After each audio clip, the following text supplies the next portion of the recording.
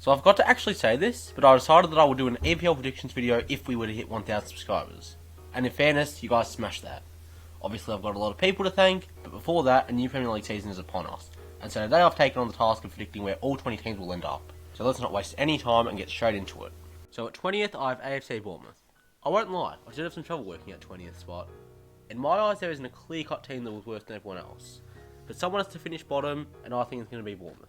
They've had a solid transfer window, signing Joe Rothwell from Blackburn, who's proved he's a great championship player and will now be looking to keep up his form in the Prem. I'm also impressed by the signing of Ryan Fredericks from West Ham. The English right-back has played in this league for 4 seasons now, and while West Ham have lost use for him, I think he's a great player for a relegation side. But with veteran Gary Cahill and youngster Zeno Ibsen-Rossi both departing Bournemouth, a centre-back needs to be signed, and quickly. Nathaniel Phillips was loaded to the Cherries last January and now could have his deal made permanent. He showed that he was a Prem quality centre-back in the 2021 season with Liverpool, as he played 17 times for the Reds with their main centre-backs all out due to injuries. But if that falls through, there are also links to Tottenham's Japhet Tanganga, who I actually think is a better player than Phillips. Up front, Bournemouth's success lies on Dominic Solanke. The once promising wonder kid has proven his worth in the Championship, but seems to struggle in the top flight, with only 4 goals and 63 PL matches throughout his career. But if he doesn't work, Bournemouth fans can get excited about Welsh international Kiefer Moore.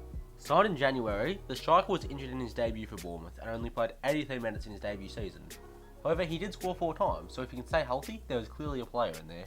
Aside from that though, I'm not sure if there's enough talent in this Bournemouth side to stay up. Some members of this squad have already been relegated with Bournemouth from the 1920 team, so I'm not sold on them, which is why I've put them 20th. At 19th I've got Fulham. Fulham are an interesting case, they go down and come straight back up. Most of this team has been relegated once, and some even twice. Like they did after being promoted in 2018-19, Fulham have gone on a spending spree. João Palhinha has signed for €20 million from Sporting CP. On the face of it, this looks like a great signing, but for some reason I can see him not tilting into life in the UK, or not having the fight for relegation scrap, or both. Arges Pereira has also signed for Fulham, and this just confuses me. He played for United for 8 years and never settled, and after playing in his home country for till last season, I'm not sure if he'll settle back into living in England or playing in the Premier League. But Fulham might not be done yet. Arsenal keeper Bernd Leno was linked with a move to Fulham, and if they can get him, then Leno and Paulo Casemiro on the same team was a great depth for a relegation side. Fulham may also boost their squad with Wolfsburg's Kevin Mbabu and West Ham's Issa Diop, who would both be great signings. Alexander Mitrovic is obviously the team's best player, but he's another one of those strikers who are a lead in the Championship and not as good in the Prem. But aside from that, none of these players get me too excited, and I think Fulham are going to have a rough season, finishing in 19th. And at 18th, I have Leeds. Leeds have lost 2 of their best players in Calvin Phillips and Rafinha, but Jesse Marsh has taken advantage of these funds. He signed 2 fellow Americans in Brendan Aronson and Tyler Adams, as well as 2 other midfielders in Mark Rucker and Darko Diaby. I think they'll all succeed, as well as new winger Luis Sinisterra, but what worries me is the defence. Yes, they've just signed a right back in Rasmus Christensen, but it's not going to be enough. Elon Melier has potential, and I think he'd look better behind a better backline, but that's not going to happen. Junior Firpo has not convinced me whatsoever, and neither do any of the centre halves. Also, Patrick Bamford is a decent player, but coming off an injury-riddled season, I can't see him scoring more than 7 goals, and youngster Joe Gelhardt may overtake him in the pecking order. Leeds will cut it close, and it will come down to final day, but I can see them getting relegated in 18th. At 17th, I have Everton. Everton have gotten worse. They've been given a Charlton for €58 million and have not done one thing with it. Their blockbuster signing, if you can call it that, is James Tarkowski. I think Everton will start off the season okay, mainly due to Jordan Pickford fighting for his England place. But after the World Cup, I can see the Toffees just being sluggish, and going on a 10-game streak without winning. It'll be tight, but there just seems to be too much talent to get relegated, and on the final day I think Everton will just make it out of the bottom 3, finishing 17th. At 16th I have Nottingham Forest. Nottingham did not have a Premier League squad last season. The most experienced EPL player last year in the Championship was Jack Colback, so that obviously had to change. The loan signing of Dean Henderson excites me. While it's not working out for McMahon United, he was massive for Sheffield United in the 2019-20 season. Henderson took the Blades to 9th, and at one stage they were genuinely in the talk for Europe. Without him the next season, Sheffield were relegated. Another signing from United also comes in, with controversial attacking midfielder Jesse Lingard joining on a free. He'll do okay, but the key attacking signing is Taiwo Mounier, who scored 15 goals in the Bundesliga last season with Union Berlin. Jed Spence will be missed, but both Nico Williams and Julian Vancone can replace him, and Moussa Niakate will also strengthen the defence. The original squad still slightly worries me, but this impressive transfer window should be enough to keep Nottingham up. I'm going to put them 16th. At 15th I've got Southampton. It'll just be another typical Southampton year really. Even if Armando Broja doesn't return, they've signed another French forward in Sekou Mara to replace him. Fraser Forster also departed the Saints after 8 years, but I love his replacement in Gavin Bazunu from Man City. Bazunu just finished a successful loan spell at Portsmouth, and the Irishman now has a chance to make himself noticed in the EPL, as does his former Man City teammate Romeo Lavia, who might replace the aging Oriol Romeo in defensive midfield. Obviously, James Ward-Prowse can provide goals with his set pieces, and after an inconsistent start at Southampton, I do think Shea Adams finally has it in him to hit double digits in goals. Even though I've only put them a few spots above the relegation, I don't think the Saints will be in any serious danger, finishing in a respectable 15th. At 14th, I've got Brentford. Brentford's transfer window has impressed me. Aaron Hickey is a great signing, and I think he'll be worth a huge fee in 5 years' time, so for a smaller club like Brentford to snap him up is great business. Thomas Chakosha is also a great signing, and I believe he's an upgrade on David Raya. Keane Lewis Potter showed some promise, and while I'm not sure he will convert to the Premier League straight away, I think he's a good signing for the future. Brentford will certainly miss Ericsson, but I think fellow Dane Matthias Jensen can take his role. And other players like Ivan Toney, Sergi Canos and Pontus Janssen have all proved they can play a role in the Prem, which is why I've got the Bees finishing in 14th. At 13th I have Wolves. Wolves have one of the best defences in the league, and probably the best outside the top 6. That's not their problem, it's what happens higher off the field. On paper, Wolves look like they have a good attack, but they seem to struggle actually putting the ball in the net. Raul Jimenez was once a great striker, but after that head knock he hasn't been the same. Wolves only scored 38 goals last season, so it confuses me why they haven't upgraded the attack. Sure, they've made Hwang Hee-chan still permanent, but he was on the team last season, so nothing's changed. Wolves have instead signed Nathan Collins from Burnley. I like Collins, and I think he'll do well, but it does confuse me why Wolves have signed another centre back as opposed to getting a goal scorer in the team. I think it'll be another similar season for Wolves. They'll defend hard, but their attack will let them down, and I have them finishing 13th. At 12th, I've got Leicester City. Not much has changed at Leicester over the summer. Adam Mola-Lookham's loan at Leicester has expired, while Dennis Pratt's loan at Torino is up, and he's now back with the Foxes. But everything else is the same, and I think the lack of change will hurt Leicester. Last season, Leicester finished 8th, but looked a long way away from the team contending for Europe from the prior seasons. I think that the project at the King Power Stadium is slowly fading. It's been one hell of a ride. They won the league, made the quarters in the UCL, and then won the FA Cup and Community Shield. But I think those glory days might be over. I don't think they'll get relegated or anything, but I'm not convinced they'll be fighting for Europe, and I have them finishing 12th. At 11th I have Brighton. Brighton had a good season last year, but it did require some luck. Brighton drew 15 games last season, which was more than any other team. I do feel their luck will somewhat run out this year. Their attack definitely needs some more strengthening, and in fairness they have worked on it.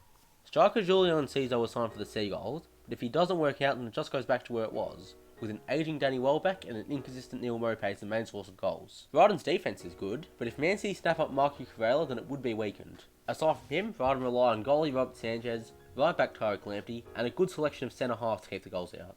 I think Brighton will have an okay season, but luck won't be on their side, and I'll see them finishing at 11th. At 10th I have Crystal Palace. I really enjoyed watching Palace last season. They were a young, enjoyable side to watch, managed by Arsenal legend Patrick Vieira. Even though Conor Gallagher has completed his loan and moved back to Chelsea, I still have faith in this side to carve out a good campaign. Palace have brought in Sheikh Doucouré, and while he's a more defensive player than Gallagher, I do think he could replace him.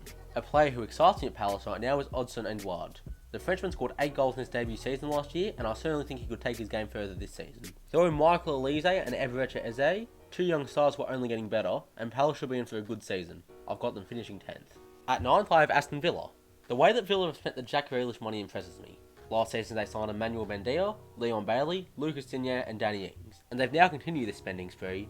After an impressive 6-month loan, Felipe Coutinho joins the Villa for €20 million, while fellow Brazilian Diego Carlos is also signed. Villa also flipped Matt Target to Newcastle for €17 million, which I think was great business by them, especially considering his replacement Ludwig Augustinsson is just as good in my opinion. There has been some talk about the manager situation, but I think Steven Gerrard will come good.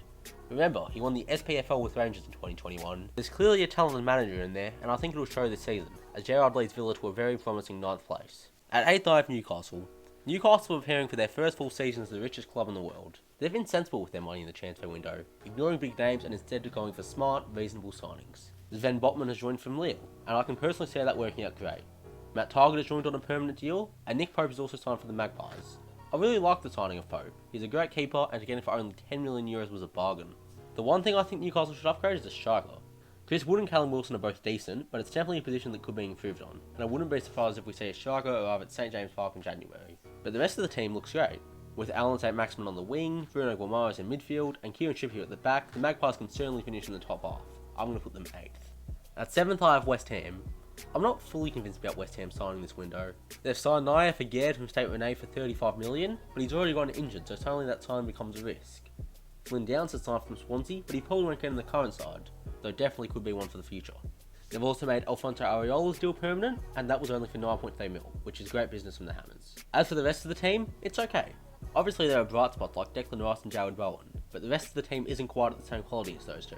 Michael Antonio remains the main striker for West Ham, but they're also linked to Armando Broja, who would be an upgrade over the Jamaican international. All in all, the Hammers have a good side, but I don't think it tops anyone in the Big Six, which is why I have them finishing 7th. At 6th I have Arsenal, and yes, this take is definitely going to anger a few Gunners fans. I think Arsenal are a good team, but I'm not fully convinced. For one, I think they lack the star power that other teams have. It's a good team, but there isn't one true superstar who you can rely on a tough day. For another, McAllister still can put out tactics that are questionable at best, though he definitely has improved from when he started. I also think Arsenal have done well in the transfer window. Gabriel Jesus offers some proper goal scoring threat, while Alexander Zinchenko was an upgrade on Nuno Tavares and offers Kieran Tierney some proper competition. Fabio Vieira is a great signing, although I am slightly concerned how he will adjust to the physicality of the Premier League. What I do think will happen at the Emirates is a truly world-class season from Bukayo Saka, as he inserts himself as one of the best players of the upcoming era. But the top 6 is so strong right now that a great team may have to finish in 6th, and for me that will be Arsenal. So our final prediction is that the Gunners take a step back and finish in 6th place. At 5th I have Man United. I could see United getting top 4. Ten Hag clearly knows what he's doing, and while you can't always judge off of friendlies, they have had a good pre-season. Jadon Sancho is starting to return to his Borussia Dortmund form, while Marcus Rashford and Anthony Martial look the best they have in years. United have also strengthened their defence. Lissandro Martinez has worked under Ten Hag before, and Tyrell Malacia for only €15 million was great business. Christian Eriksen also joins the Red Devils, and now becomes one of United's main midfielders along with Bruno Fernandes, Fred, and maybe even Donny van de Beek. Obviously the whole Cristiano Ronaldo drama is causing a headache, and whether he stays or leaves will be an interesting situation to monitor. I'm not sure how to predict United this season. If they make the top 4 I wouldn't be surprised, but there definitely is a bit of uncertainty on how they will perform, so instead I'm going to put them 5th. At 4th I have Chelsea. Chelsea are beginning a new era. For the first time since 2003, Roman Abramovich won't be the owner of Chelsea. Instead, this will be American Todd Boehly, who's been dealt a rough card. Antonio Rudiger and Andreas Christensen both expressed their desire to leave the club, and the former Chelsea duo will now be rivals in El Clasico next season. Khalidou Koulibaly comes in to replace one of them, but there's still a hole in that defence which won't be filled by Jules Koundé, who rejected the Blues. Maybe Trevor Chalobah or Malanga Sarr will step up, but as for now that's a huge worry. The forward half is also interesting. There's a lot of great attackers, but no true out-and-out striker. Hero Werner is the closest thing Chelsea have to that, but we know his history in front of goal. Chelsea have signed Raheem Sterling, and I think this is a chance for him to get back to his joggers form. I wouldn't be surprised if we saw him end up near the Golden Boot race. Chelsea could finish anywhere from the 1 to 6 range, but with all the holes in their team I can't see them contending for the title. Instead, I have them finishing 4th. At 3rd I have Tottenham. Tottenham are building a really special team. Obviously Antonio Conte knew he had to make signings, and he's really gotten everyone he wanted. Heung-min Son and Harry Kane obviously lead the attack, but they're now given help from Charlton, who scored 10 goals for Everton last year. Though in Dejan Kulusevski and Lucas Moura, and it's a pretty good attack. The defence also looks nice, with Lenglet joining Christian Romero and Eric Dyer as centre-halves. Tottenham's main weakness is their midfield, but even that isn't awful, with Bazuma joining Pierre-Emile Hojbjerg and Rodrigo Bentancur. The Spurs squad has impressed me ever since Conte joined, and now with the new signings I can see them finishing even higher, ending the season in 3rd. At 2nd I have Liverpool. Liverpool have had a busy transfer window. Squad players like Takumi Minamino and Nico Williams have left, but Klopp's brought replacements in Fabio Carvalho and Calvin Ramsey. Cult hero Divock Origi has also left, but the biggest loss will be Liverpool legend Sadio Mane leaving for Bayern Munich. His replacement is Uruguayan striker Darwin Núñez. Núñez has had his ups and downs this pre-season, looking uncertain at times, but also scoring 4 goals against RB Leipzig. Playing with him up front will be Mo Salah, Diogo Jota, Luis Diaz and Roberto Firmino. As usual, Liverpool's defence looks great, with Virgil van Dijk leading a strong centre-back group that also features Joel Matip, Ibrahima Konate and Joe Gomez. Alisson remains in goal, and Andy Robertson and Trent Alexander-Arnold are the fullbacks, though Kostas Tsimikas has also looked great at left-back. Liverpool once again looks strong, but strong enough to win the league? I don't see it. I've got the Reds finishing 2nd. And finally, I have Manchester City finishing 1st. Anyone surprised? Man City are tearing up the league. Even without a proper striker, Man City won the league last year. Now they have a proper striker. Erling Haaland has scored more goals than games played. The Norwegian striker is perfectly tailor-made for City, and he's not the only one. Julian Alvarez is another forward who could play up top for the citizens, and some are calling him the next Sergio Aguero. Fernandinho has left City, and while the Brazilian will be missed, Pep has signed his replacement in Calvin Phillips, and also a Zach Steffen upgrade in Stefan Ortega. And as for the players from last year's City team, where do we even start? Kevin De Bruyne, Phil Foden, Bernardo Silva, Ruben Diaz, João Cancelo, and numerous more talented players everywhere you look. Whether they break the Champions League drought, that's another story, but they should run away with the league. I picked the Citizens to win their 5th PL title in 6 years. And finally for awards, I have Mo Salah winning the PFA Player of the Year, as well as the Golden Boot with 26 goals. I've also got Edison winning the Golden Glove with 16 clean sheets, and Bukayo Saka winning PFA Young Player of the Year. So yeah, those are my predictions. But before I go, thank you all for 1,000 subs. I cannot thank you all enough.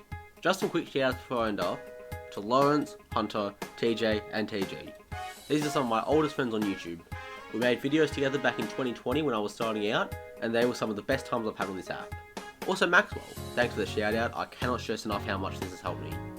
And finally, my guy Thin End has just dropped a video I say about West United and their championship run in the A-League. It's a really good video, and I recommend you check it out. But that's all from me guys, make sure to like, comment and sub, and I'll see you all next time.